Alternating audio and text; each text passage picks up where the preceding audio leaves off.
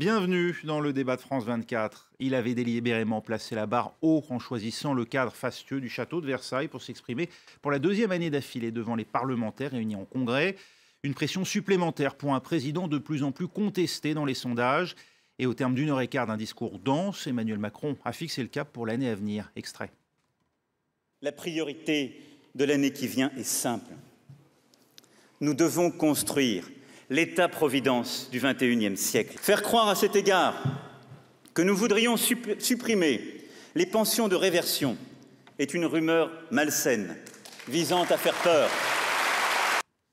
Voilà, et on va débattre justement de cette allocution solennelle d'Emmanuel Macron avec Anne-Claire Ruel. Vous êtes fondatrice du Board, c'est l'agence de conseil en communication digitale. Merci d'être avec nous et enseignante à l'université Paris 13, spécialiste de communication politique. Merci d'être avec nous. Merci aussi à Judith Weintraub, journaliste politique au Figaro Magazine.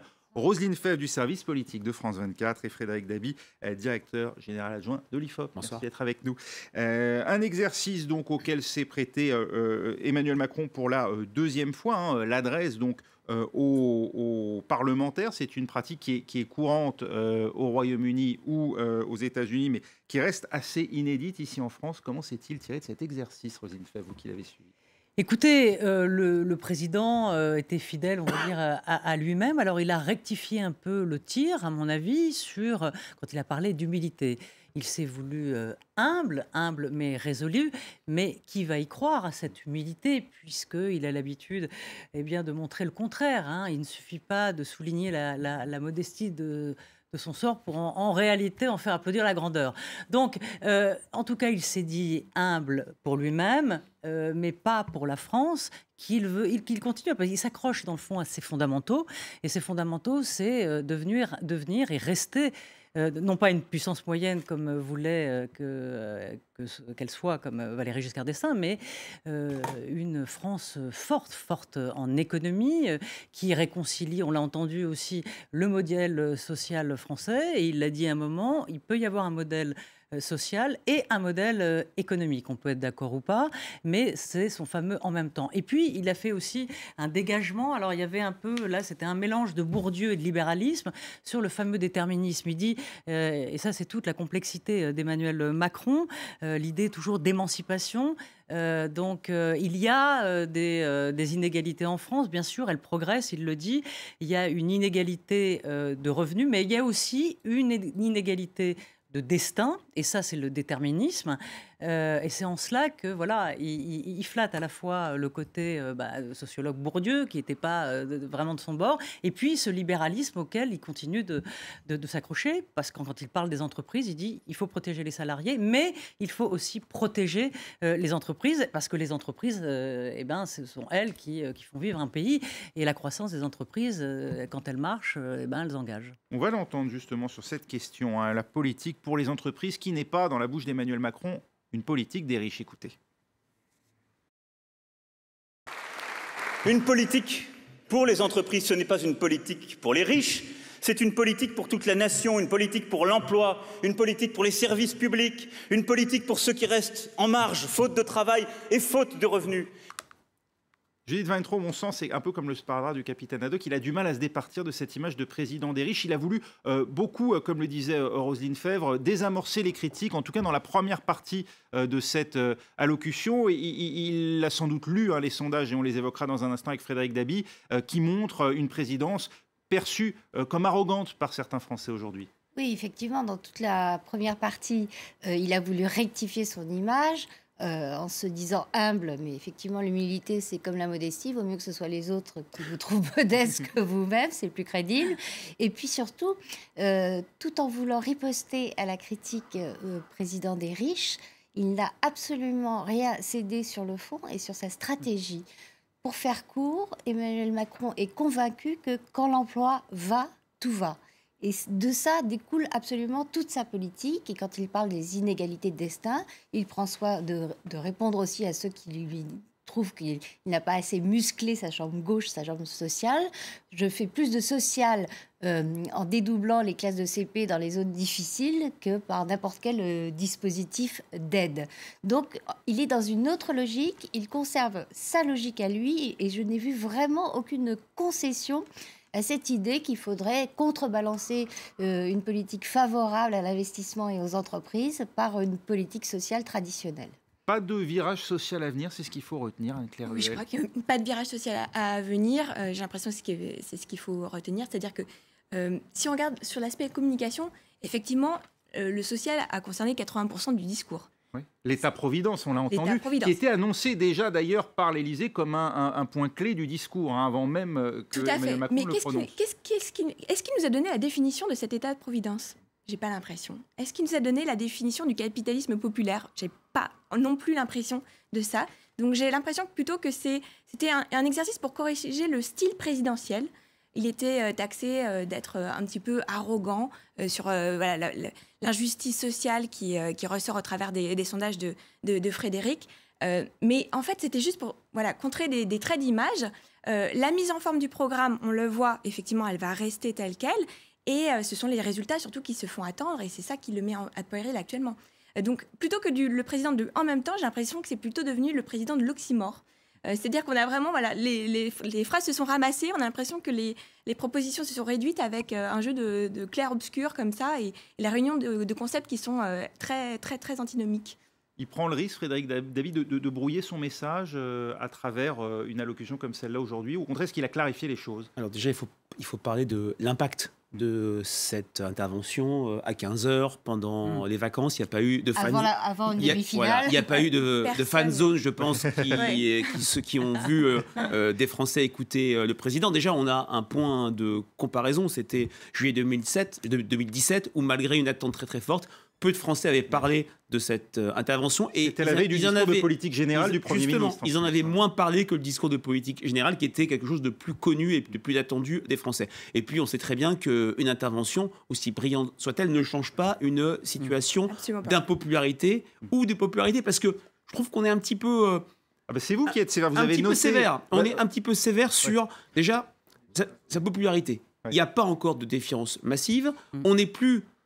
Il faut enlever nos lunettes de l'ancien monde sur la vision des sondages de popularité dans une logique de bipolarisation. Effectivement, passer sous les 50%, c'est très compliqué parce que ça regonfle une opposition. Là, on a des oppositions éparpillées. De la même manière... Vous voulez dire qu'on ne reverra plus les 80% de Chirac à la Coupe du Monde, même si cette fois-ci les Bleus l'emportent ? Oui, il a fini par les perdre et puis c'était une période spéciale. C'était en fait la cohabitation avec un président Chirac extrêmement peu actif. C'était vraiment Jospin qui gouvernait le pays. Maintenant, là où vraiment je pense qu'il a essayé de corriger les choses, c'est sur la vision d'une politique antisociale et une politique injuste. C'est vraiment les deux grilles d'appréhension majeures. Ça passe bien avant l'incarnation. L'affaire de la piscine, l'affaire de la vaisselle, l'affaire du jeûne, ça a beaucoup moins marqué les Français que le sentiment que la politique est injuste. Et donc, dans ce cadre-là, les Français, plus que jamais, sont en attente de résultats. Pour prendre des exemples du passé, Giscard d'Estaing n'a pas perdu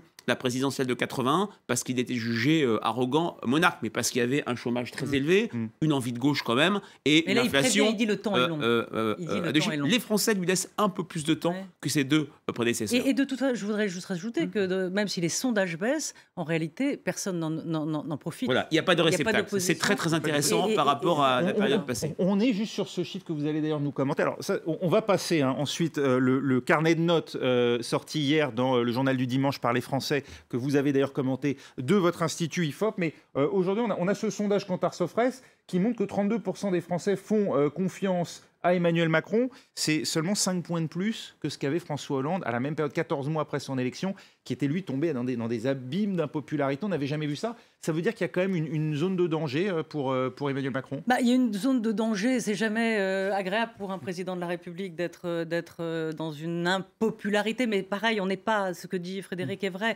on n'est pas, il y avait auparavant un attentisme bienveillant. Aujourd'hui, on voit une impatience qui pointe. Mais c'est ce que je disais il y a un instant, c'est-à-dire que cette impopularité, si elle continue à se creuser, dans le fond, comme le dit Frédéric, il n'y a pas de réceptacle, parce qu'il y a une opposition qui est complètement atone. Personne n'émerge ? Personne n'émerge pour l'instant. Vous avez la France insoumise, effectivement, qu'on n'entend pas ou qui fait des moulinets. Vous avez une droite avec Laurent Wauquiez qui a du mal quand même à trouver son chemin, à trouver sa stratégie. Vous avez un Front National qui est en prise avec des problèmes judiciaires. Donc pour l'instant, je dirais qu'il a un boulevard.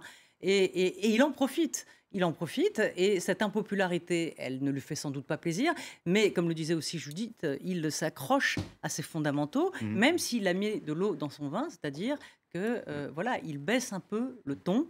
Même vis-à-vis des parlementaires, il les flatte. Il dit plus c'est vous. Alors, vous avez fait du bon travail. Un petit peu visible, oui, c'est vrai.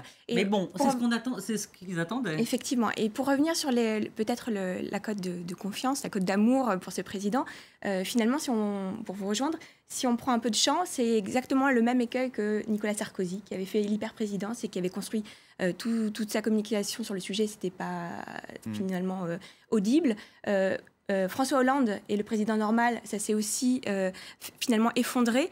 Et là, Emmanuel Macron et le président Juppé Darien... Il y a une espèce de loi de l'attraction. C'est-à-dire qu'en fait, une marque présidentielle pour conquérir le pouvoir, une marque de conquête et une marque qu'on installe ensuite à la présidence, tient environ un an. Mais donc c'est toujours voué à l'échec? D'après vous, il n'y a pas de possibilité de convaincre à travers des résultats, par exemple? Alors les résultats, évidemment, c'est ce qu'on est en train de dire. C'est-à-dire que c'est trois choses. C'est un style présidentiel, un homme, c'est la mise en forme d'un programme, et là-dessus, il est en soi très cohérent, puisqu'effectivement, il fait ce qu'il dit, il dit ce qu'il fait, et il applique ce qu'il avait voulu mettre. Mais c'est ensuite le résultat.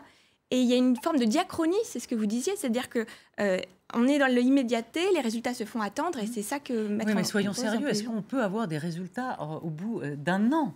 Un an où il a fait des réformes, un train d'enfer. L'INSEE annonce une baisse du chômage sous les 9% pour la fin d'année ou début d'année prochaine.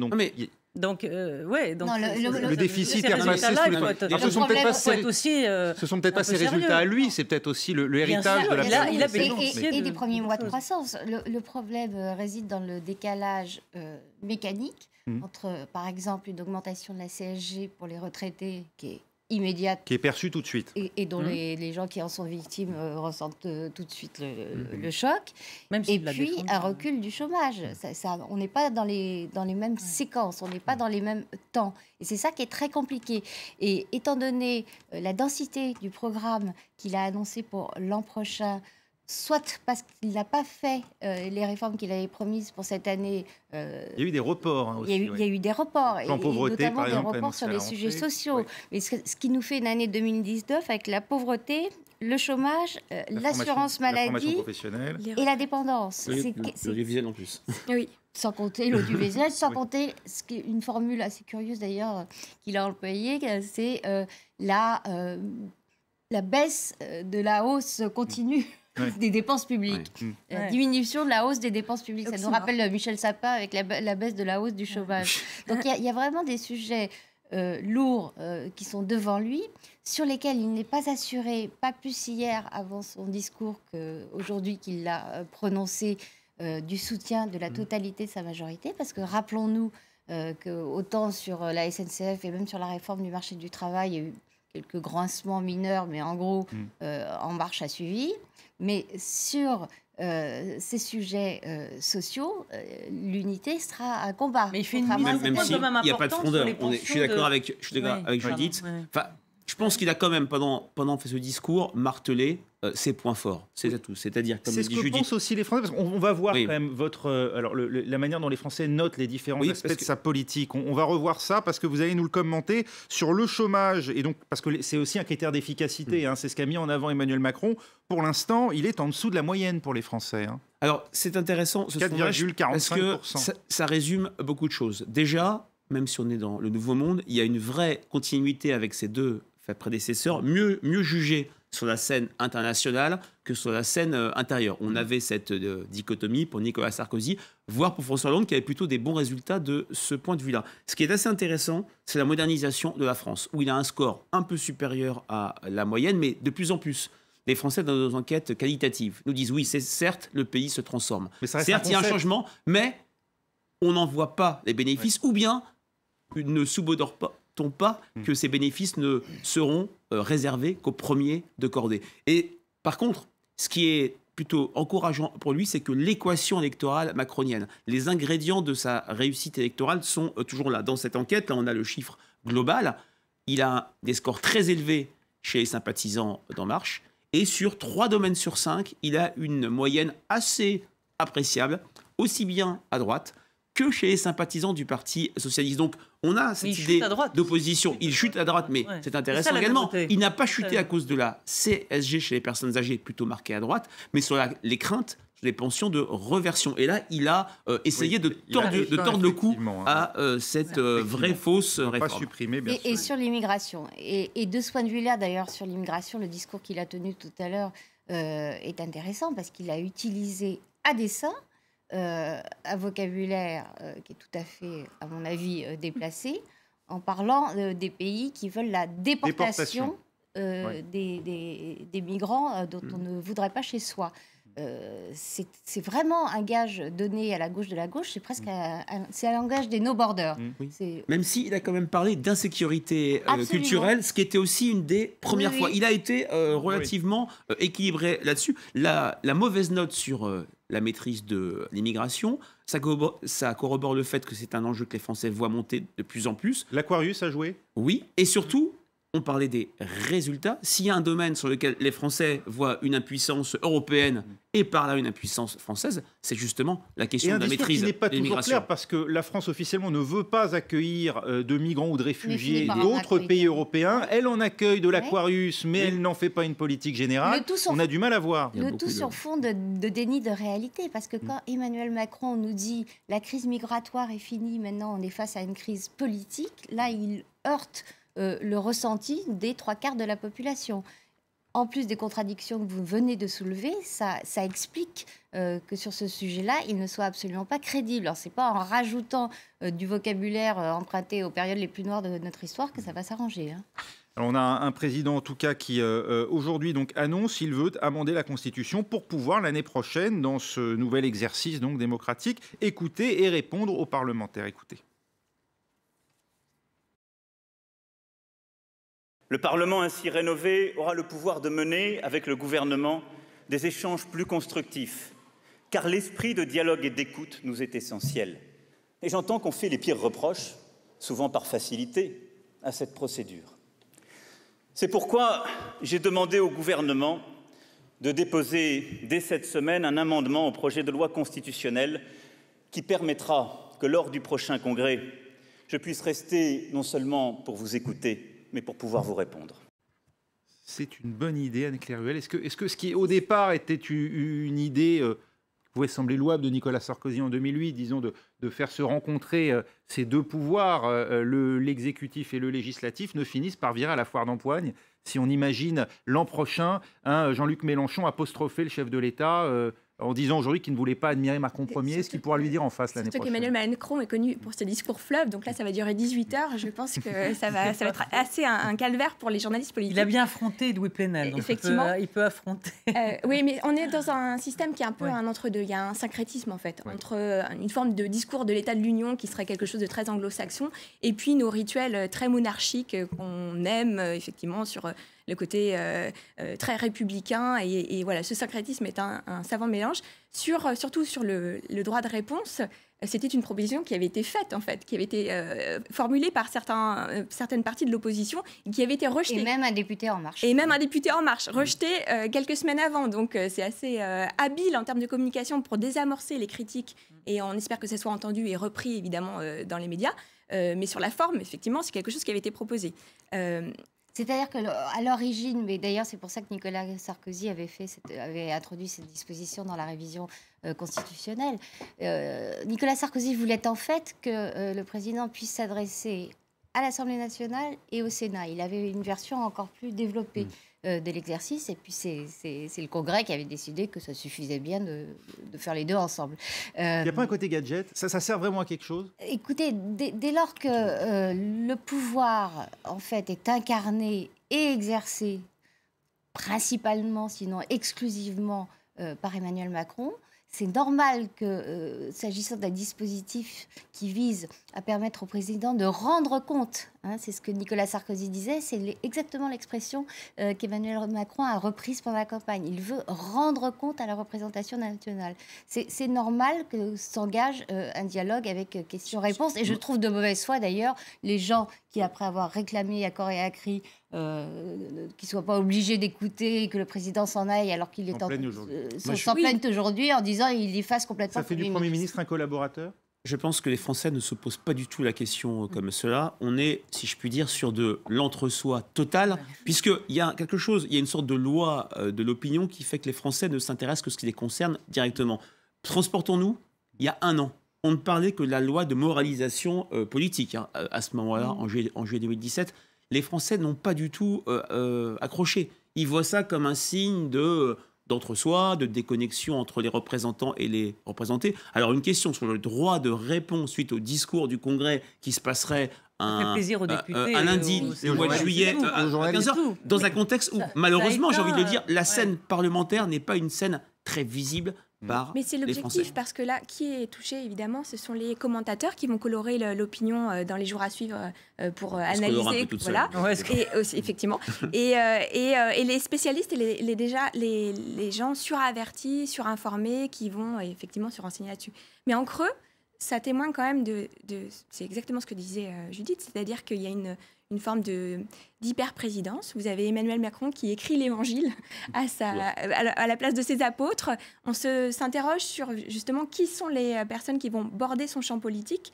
Il a cité, certes, Édouard Philippe dans son discours. Contrairement à la dernière fois. Contrairement à la fois dernière, on sent qu'il y avait on essayait de cocher les cases de ce qu'on n'avait pas fait la fois précédente. Il a flatté les élus, il a parlé des collectivités locales. Le Sénat dont il a besoin pour la révision constitutionnelle. Mais au-delà de cela, voilà, ça reste un peu quand même un président qui est sur tous les fronts et qui n'a pas tellement de corps intermédiaire justement pour le protéger. Alors les corps intermédiaires, justement, Emmanuel Macron compte rencontrer patronat et syndicats le 17 juillet pour, dit-il, jeter les bases d'un nouveau contrat social. Judith Weintraub, est-ce qu'il faut attendre quelque chose de ces rencontres? Parce qu'il a déjà annoncé un calendrier de réforme pour la rentrée. Les relations avec les syndicats se sont tendues, notamment sur le projet de réforme de la SNCF qui, malgré tout, a abouti. Comment sentez-vous, justement, le climat social de cette rentrée?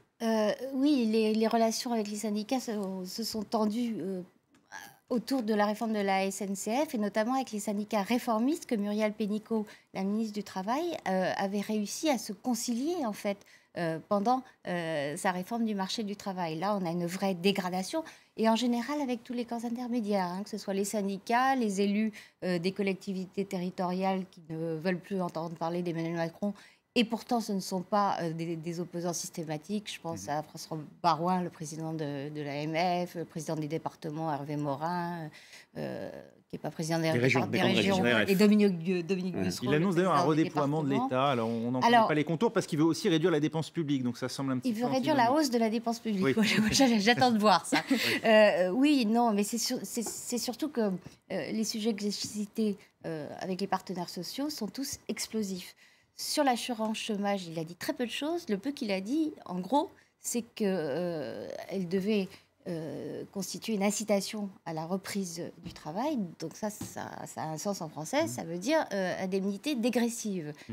C'est pas le genre de sujet propre à réconcilier les partenaires sociaux et le chef de l'État pour une première reprise de contact. Donc je pense que ça peut être très très chaud. Il a mangé son pain blanc en termes de réforme, Roselyne Febvre. Parce que jusqu'à présent, c'est vrai, les observateurs avaient salué la capacité qu'avait eu le gouvernement à passer outre les encombres sur des réformes qu'on croyait pour certaines infaisables. Hein. C'est vrai que la SNCF, on s'est dit, oula, ça va pas passer. Même dans un premier temps, la loi travail, on s'est dit, ça va pas passer non plus. Et puis, in fine, on a vu que ça passait comme une lettre à la poste. Alors, on se dit, là, maintenant... Pas tout à fait quand même. Mais bon. Non, pas tout à fait. Non, elle a été votée, elle a été... Alors, il y a des gens qui vous écoutent qui ont eu beaucoup de mal à prendre le train. Absolument. Non, mais elle est passée, cette loi. Enfin, il n'y a pas eu des grèves continuent, des millions de personnes dans la rue. Et ça a coûté très cher. C'est passé. Oui, c'est passé. Alors là, on dit, oula, la réforme des retraites, ça va être la mère des réformes, ça va être compliqué aussi. C'est pour ça qu'il prend des gants et que la critique majeure qui était faite aussi à Emmanuel Macron, c'était de mépriser les corps intermédiaires. Et dans tout ce discours, en fond, même s'il a gardé ses fondamentaux, avec les premiers de cordée, avec l'économie forte, avec le libéralisme, avec on protège aussi les sociétés autant que les salariés, eh bien, le président, on l'a bien senti, est en train de rectifier ses erreurs. Et c'est quelqu'un, Emmanuel Macron, qui rectifie vite. On l'a vu. sur plusieurs... On l'a vu au mois de septembre Voilà. dernier, Il après son rectifie. catastrophique Il été, comprend où vite. il a rectifié les choses, effectivement. C'est pas quelqu'un, je veux dire, on n'est pas obligé de lui expliquer longtemps, il rectifie. Et là, il a fait plein de petites corrections, peut-être un peu subtiles. Bon, sur les pensions de reversion, il a mis un point final en disant que c'était de mauvaises rumeurs qui n'auront pas lieu. De Bruno Le Maire, d'ailleurs. Pardon ? De Bruno Le Maire. Oui, absolument. Les esprits malins. Sur la pauvreté, alors, on aurait voulu en savoir un peu plus, mais alors, on sait déjà qu'il n'y aura pas de redistribution, il le dit classique, pas de nouvelles aides, mais un accompagnement sur le logement, l'éducation, sortir de la minorité civique, dit-il. Donc, c'est toujours, voilà, il lâche quelques petites choses, et on est encore un peu sur sa fin, mais c'est un peu le principe, hein. Il fait ce qu'on appelle du teasing. Donc, non, les réformes, il les amenait à un train d'enfer. Elles sont importantes, elles sont presque symboliques, dans le sens où il a transgressé en quelque sorte ce que les autres n'ont pas. Non, pas mettre toutes les réformes sur le même plan. Non, mais bien sûr, mais la SNCF, c'était un truc... Bien sûr, mais à un moment de son discours, il parle du service obligatoire universel. Ouais. Oui. On se demandait ce que ça faisait là, il lui prête des vertus. Surtout que c'est un petit peu bancal comme projet encore, complètement. et ça reste un peu à définir. Sur cette question des réformes, Frédéric Dabi, parce que ça, c'est aussi la nouveauté, ce qui a peut-être permis à Emmanuel Macron de les mener à bien, contrairement à ce qui s'était passé précédemment. On se souvient notamment de 95, du retournement de l'opinion, qui au début plutôt favorable, c'était senti solidaire des grévistes, hein. Il y a eu presque une grève par procuration de la part de beaucoup de Français. Il n'y a pas eu ça cette fois-ci. Est-ce qu'il y a un changement profond, durable de l'opinion, ou est-ce qu'à tout moment, les Français peuvent à nouveau soutenir les mouvements de grève ? Non, je pense que l'opinion n'agit pas par soubresaut ou bien volte-face. C'est vrai que dès le début, il y a eu un très fort soutien à la réforme. CPE, il y avait eu un retournement aussi. Hein, CPE, c'était vraiment au tout début qu'il y avait un soutien, parce qu'il y avait chez les Français le souvenir du CNE, et le CPE était vu comme une déclinaison jeune, mais très très vite. Ça a été très compliqué pour Dominique de Villepin. Là, ce qui a été assez notable pour lui, c'est qu'il y a une sorte de sainte alliance en termes de soutien de sympathisants En Marche et de sympathisants de droite, avec parfois un soutien plus fort à droite que chez En Marche. C'est en ça que l'espace sur la question du libéralisme économique et des réformes est très compliqué pour les Républicains actuellement. Il y a eu aussi le sentiment que la réforme était nécessaire compte tenu du sentiment de dégradation de l'image de la SNCF. On arrive quand même après Brétigny, après tous les bugs qu'il y a eu l'année dernière au moment des départs en vacances, et pour les Français, moins sur la question du statut que sur la question de l'ouverture à la concurrence, il fallait que la SNCF bouge. Maintenant, c'est vrai que ça s'était bien vu lors de ce discours, il continue à appuyer sur Macron, le réformateur. Dans les leviers de popularité, on l'a dit, il y a la cohérence et il y a surtout, il réforme le pays. Mais tant que les résultats n'arriveront pas ou ne seront pas perçus, c'est peut-être le risque d'avoir un réformateur qui tourne à vide ou qui réforme pas pour l'intérêt général. Mais demain, sur les retraites, sur le chômage, il sera suivi par une majorité de Français. Alors, les retraites, on est sur un sujet extrêmement compliqué. En 2010... Comme disait Michel Rocard, il y a de quoi faire tomber plusieurs gouvernements. Voilà, et en 2010, c'était passé extrêmement juste, la réforme Fillon-Sarkozy, Evers, avec des mouvements sociaux extrêmement forts. Maintenant, la force d'Emmanuel Macron, c'est l'effet d'entraînement, les échecs successifs des mouvements sociaux. Le dernier mouvement social qui a réussi en France, vous en parliez, c'est le contrat première embauche, et une désunion syndicale qui pourrait peut-être se ressouder au moment de la réforme des retraites. L'emploi, il y a aussi la question, oui, comme le disait Judith, de la dégressivité des différentes allocations. Là, ça peut être un chiffre rouge pour les Français. Je vais vous laisser réagir justement. On va écouter peut-être ce qui illustre la méthode Macron, en tout cas telle que lui voudrait qu'elle soit perçue par les Français. Un président souvent dépeint en majesté et qui, lui, rejette les privilèges. Écoutez. Je n'aime ni les castes, ni les rentes, ni les privilèges. Si l'on veut partager le gâteau, la première condition est qu'il y ait un gâteau. Et ce sont les entreprises, rassemblant actionnaires, dirigeants et travailleurs, ce sont les producteurs qui font ce gâteau, et personne d'autre. Et il est mensonger de défendre les salariés si on ne défend pas les entreprises. Anne-Claire Ruel, ce discours d'un président qui s'oppose aux positions acquises, en fait, hein, c'est ça.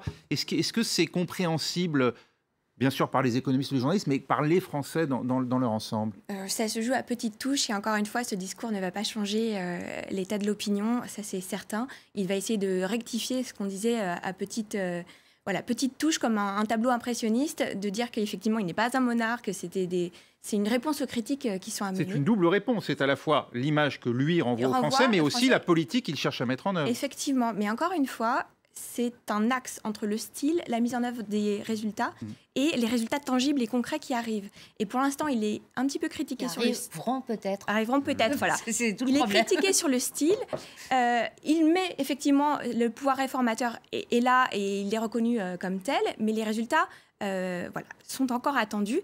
Et donc, c'est en cela qu'on est un peu dans un temps de balancier. Ouais. Et pour revenir sur l'aspect réformateur, c'est toujours aussi la même mécanique. C'est-à-dire que, il dramatise le sujet. C'est-à-dire que la France est à feu et à sang, il faut absolument réformer. 2, il convoque un peu tout le monde pour dire, ben voilà, vous voulez qu'on réforme, effectivement, vous êtes d'accord avec le fait que la SNCF ne fonctionne pas, qu'il faut absolument l'ouvrir, etc. Et donc tout le monde, évidemment, l'opinion souscrit à cela. Et 3, il engage les réformes après assez rapidement pour que ça puisse être entendu. Donc là, on va voir comment il va s'en sortir pour les retraites. On l'a vu, le Congrès a réagi au moment des retraites. Ça a été un peu couvert par les applaudissements d'En Marche. Mais d'ores et déjà, il y a un certain flou autour de ça, sur la retraite. D'accord, ok, ne sont pas concernés les retraités aujourd'hui, mais qu'est-ce que ça veut dire? Est-ce que les retraités, dans 5 ans, seront concernés ou pas? J'ai l'impression que toute la partition qui était extrêmement écrite pendant 1 an sur les réformes, on avait l'impression que c'était pensé déjà en campagne. Là, il y a un petit temps de flottement parce que, comme dans tous les temps de transition, il faut se réajuster et le reste semble un peu plus flou. On va voir si effectivement il a autre chose derrière. On arrive au bout du script, Roselyne Febvre. Non, moi je pense que, pour conclure peut-être, je pense que Emmanuel Macron, alors c'est peut-être un peu philosophico tordu, mais j'ai l'impression qu'il s'applique. Il applique à la France ce qui s'est appliqué à lui-même. C'est-à-dire quand il parle d'émancipation, on emploie souvent le mot transgression. La transgression, il l'a eu dans sa vie personnelle. Il dit je suis contre les castes, les privilèges, etc. Il sort pas de la cuisse de Jupiter non plus, Emmanuel Macron. Il sort d'un couple d'Amiens. C'est vrai que un peu à la Mitterrand, c'est dans le fond cette bourgeoisie de province qui était fascinée par Paris. Il a été au lycée Henri IV, etc. parce que il avait bien travaillé. Donc c'est pas non plus, il n'est pas sorti d'un système tout cuit. Donc, il y a toujours chez lui, j'ai ce sentiment-là, que cette affaire d'absolu, elle revient en permanence parce qu'il s'applique, c'est ce qu'il s'est appliqué à lui-même. Et il voudrait en quelque chose, j'ai le sentiment qu'il y a ça au fond de lui, et ce qui motive souvent ces grandes envolées lyriques, alors il se trompe, il a raison, j'en sais rien. Mais en tout cas, voilà, cette affaire d'absolu, il l'applique également à la France. Ce que vous nous décrivez, c'est finalement la sincérité de l'homme politique. Sincérité, je ne sais pas, mais c'est en tout cas ce qu'il a fait pour être là où il est, un type de 40 ans qui devient président de la République, qui sort de nulle part, de nulle part, entendons-nous. Oui. Mais bon, voilà, il a tout inversé. Carrière météorique. Et même si les choses lui ont tendu les bras, parce qu'il a bénéficié de plein de choses. Aujourd'hui, il n'est pas le leader de l'Europe parce qu'il l'a décidé. Oui. Il est le leader de l'Europe parce que Angela Merkel... Non, mais voilà. Et parce qu'il y a une conjoncture. Est en difficulté. C'est tellement rapide de dire qu'il est le leader de l'Europe dans l'état où il est l'Europe. Il est vu comme tel par beaucoup à l'extérieur, ce qui effectivement n'était pas arrivé à la France depuis longtemps. Non, il a restauré une image qui avait été considérablement dégradée par François Hollande, notamment vis-à-vis de l'Allemagne et d'Angela Merkel, mais les cartes ont été totalement redistribuées. Et d'ailleurs, on a vu toujours sur l'immigration, Emmanuel Macron changer de ton et la position, avec toutes ces ambiguïtés, toutes ces incertitudes, tous ces démentis, toutes ces contradictions qui a été adoptée au sommet européen, plus dans le sens réclamé par l'Italie et par les pays de l'Est que dans le contexte aujourd'hui, lui, est beaucoup moins favorable qu'il y a un an. Le contexte, lui, est extrêmement moins favorable. Et là, pour le coup, il n'y est pour rien. Frédéric Dabi. C'est vrai que ce qui se passe à l'échelle de l'Europe intéresse et est beaucoup plus visible par les Français qu'il y a quelques années. C'est vrai qu'avant, l'Europe, c'était la France en grand. Il y avait une vision hugolienne. Maintenant, les Français, et c'est ça où il y a le nœud de leur contradiction, d'un côté, ils voient l'impuissance de l'Europe et sont extrêmement sévères. De l'autre, et y compris chez les eurosceptiques, il y a le sentiment que la phrase de François Hollande qui avait été prononcée pendant la campagne de 2012, la France n'est pas le problème, la France est la solution, sur les questions migratoires, sur les questions climatiques, sur les questions de sécurité, c'est une phrase de moins en moins vraie. Les Français croient de plus en plus que les solutions peuvent être européennes, mais voient justement, et c'est pour ça que la note sur l'immigration est particulièrement mauvaise, que l'Europe est impuissante, et peut-être qu'Emmanuel Macron pourra retrouver, et ce serait une vraie nouveauté par rapport à ses prédécesseurs. Le couple franco-allemand Mitterrand-Kohl, qui était pourtant extrêmement solide, n'avait quasiment rien rapporté à François Mitterrand dans les périodes d'impopularité. Ça pourrait être pour lui une bouée de sauvetage. Reste à voir une fois de plus tes résultats. Ça avait rapporté le mur quand même qu'il y avait. Oui. Anne-Claire Ruel, peut-être pour le mot de la fin, l'espoir soulevé l'année dernière par Emmanuel Macron, on se souvient, ce vent d'optimisme, peut-être d'ailleurs en partie surfait ou artificiel, mais en tout cas c'est ainsi qu'on l'avait vu, nous, en observant aussi les pays qui nous entourent. Aujourd'hui, ça s'est dissipé. Emmanuel Macron, il doit absolument renouveler le message, trouver de nouveaux motifs d'espoir. C'est une zone de transition, c'est-à-dire qu'il doit trouver la marque 2022, qui ne soit pas celle de 2017 et qui ne soit pas celle du récit de campagne. Il doit aussi, c'est ce qu'il fait, c'est ce que vous avez dit, c'est-à-dire tracer un espèce de récit personnel qui corrobore le récit national. Et donc, voilà, moi, fils de médecin, j'ai l'héroïsme, le roman national. Et surtout, il doit obtenir des résultats. Et c'est ça qu'on attend, et c'est à cette aune que les Français vont le juger. Un chômage sous les 9% d'ici la fin de l'année, début de l'année prochaine, si l'INSEE ne se trompe pas, est-ce que ce serait de nature à ancrer durablement Emmanuel Macron dans le champ de la popularité? Au-dessous de 9%, non, ça ne suffira pas. Regardez par comparaison avec nos voisins européens. Aujourd'hui, le critère de il le plein devra emploi, aussi un peu à François Hollande aussi. Mais qui ne manquera pas de le lui rappeler. De le revendiquer. Merci infiniment en tout cas à Judith Weintraub d'avoir été avec nous, Anne-Claire Ruel, à Frédéric Dabi, à Roselyne Febvre d'avoir participé à ce débat.